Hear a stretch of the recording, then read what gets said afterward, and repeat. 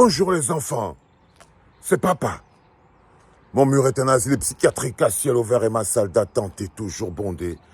Bienvenue à la clinique les enfants. Parfois je me demande les enfants si Paul Biya, quand je dis Paul Biya, je parle vraiment de lui, de son système, s'il vous méprise ou bien s'il vous déteste. Je ne sais pas. Je me pose toujours la question, quel est le sentiment qu'il a envers vous? Est-ce qu'il vous méprise, est-ce qu'il vous déteste? Parce qu'il n'y a rien de pire qui peut arriver à un peuple d'avoir un dirigeant qui les méprise ou qui les déteste, ou alors les deux. Peut-être que c'est les deux. Vous vous rendez compte que nous sommes en période électorale.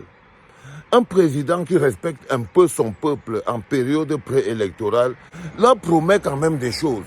Leur dit, on va faire des routes, on va faire des ponts, même s'il ne veut pas parler de son bilan. Il peut proposer quelque chose. C'est-à-dire qu'il vient quand même vers vous parce qu'il y a la campagne, il y a les promesses de campagne, il y a les raisons pour lesquelles vous devez élire quelqu'un. C'est votre droit. Et si lui, il veut être votre président, il doit quand même vous promettre quelque chose. Vous ne pouvez pas élire quelqu'un pour rien. Vous ne pouvez pas élire quelqu'un pour rien.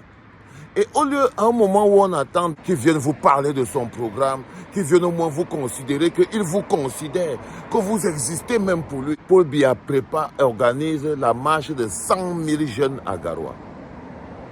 Ça dit que lui, c'est ça son programme.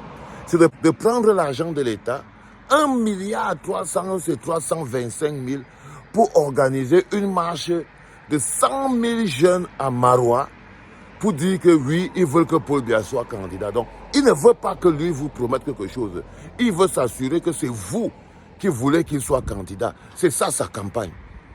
C'est-à-dire que la campagne de Paul Biya, c'est de s'assurer que vous l'avez appelé, vous voulez qu'il soit candidat. Il ne vous a rien promis. Il ne vous a rien demandé. Il était là, lui, tranquille, en voulant aller en Vomeka. Et vous êtes en train de partir le supplier. Donc, il n'a pas de campagne à vous faire. Oh, les gars.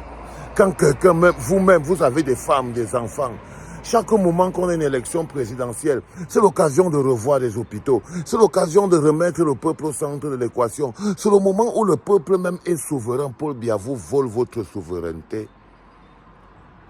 Il vous vole votre souveraineté. C'est-à-dire que le moment où vous devez être souverain, vous devez avoir la main, c'est vous qui êtes les plus forts, parce que ce n'est que pendant l'élection qu'un système dictatorial ou que les hommes politiques sont à la merci du peuple. Mais non, il trouve un moyen de vous mettre dans la situation où c'est vous qui voulez que lui, il soit candidat. Il ne vous a rien demandé. C'est vous qui le persécutez. Donc au lieu de venir vers vous, vous présenter son programme, au moins défendre son bilan, il utilise l'argent de vos impôts pour pouvoir organiser la marche de 100 000 jeunes à Maroua. On dit que la marche, là, j'ai vu ça sur le poste de Bobo, la marche est organisée par Fatimatou Ahidjo, parce que ça aussi, ça, Paul Biya est tellement méchant qu'il utilise la fille de Ahidjo pour faire sa campagne de réélection. Pour donner l'argent à 100 000 jeunes, 1 milliard et des poussières. Ces jeunes que vous voyez là, ils n'ont pas d'eau. Hein. Ils sont là-bas à Maroua. Pas d'eau, pas de courant, pas d'électricité, rien. Pas d'eau, pas de courant, pas d'électricité, pas d'école, pas d'hôpitaux, rien. Rien. Non, c'est parce qu'ils ne s'apprêtent pas à faire une élection. Ils s'apprêtent à violer la loi. Ils s'apprêtent à vous voler votre souveraineté. Ils s'apprêtent à vous braquer. Vous devez être prêt à vous battre. Seulement le comportement de Paul Biya devrait vous comprendre qu'il ne s'apprête pas à préparer une élection. C'est pour ça qu'il ne peut même pas vous faire afficher la liste électorale nationale.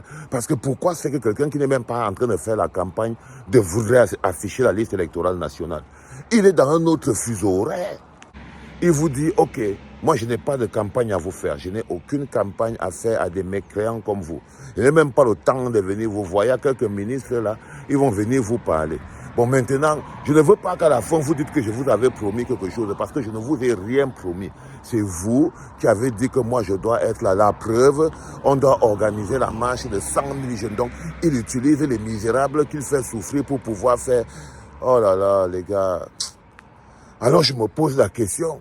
Ce bonhomme, il vous aime, il vous déteste, ou il vous méprise. Ou alors, c'est les deux. Mais un dirigeant qui méprise son peuple, c'est infernal. Ça, c'est le prix de la conservation du pouvoir. Ça, c'est comme ça qu'on fonctionne quand on n'a pas de bilan et que votre programme politique, c'est la conservation du pouvoir. Il n'y a pas de développement. Dans conservation de pouvoir, il n'y a pas de développement. Il y a mise en pratique des micmacs, la corruption est le carburant de la conservation de pouvoir. La corruption des âmes, la corruption des esprits. Parce que pour conserver le pouvoir et que vous mettez sur pied une politique de conservation de pouvoir, le peuple n'est pas souverain. Dans une politique de conservation de pouvoir, le peuple n'est pas souverain. Le peuple est un toutou à qui on fait dire ce qu'on veut. Dans une politique de conservation de pouvoir, on ne laisse pas le peuple donner son avis.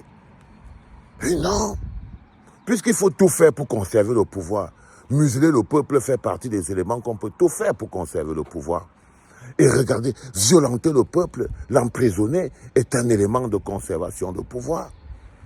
Et alors quand vous voyez des politiciens du RDPC installer dans votre esprit que le rôle d'un parti politique, c'est de prendre le pouvoir et c'est de le conserver à tous les prix et à tous les niveaux, mais ça ne veut rien dire. C'est un pur mensonge. C'est un pur mensonge. Un parti politique, c'est un programme de développement. Un parti politique, dans sa dignité et dans sa grandeur, a quand même un objectif, c'est de pouvoir donner du bonheur au peuple, donner du bonheur aux populations, mettre sur pied des politiques de développement. C'est ça qui fait la grandeur d'un homme politique. C'est d'avoir mis sur pied une politique de développement qui a donné du bonheur aux gens. Mais regardez les gens qui sont là. Est-ce qu'ils pensent de politique de développement, donner du bonheur aux gens? Ils ne pensent pas à ça, les gars. C'est pour ça que ce qui va se passer en octobre est un moment de libération. Ce n'est pas une élection, c'est une lutte de libération. C'est une élection prétexte. Parce qu'il va falloir aller au charbon. On va devoir lutter. Ils ne vont pas laisser. Ils sont à la conservation du pouvoir. Et sortir les policiers dans la rue pour chasser le peuple, c'est aussi un élément de conservation de pouvoir. Nous allons devoir lutter à armes égales.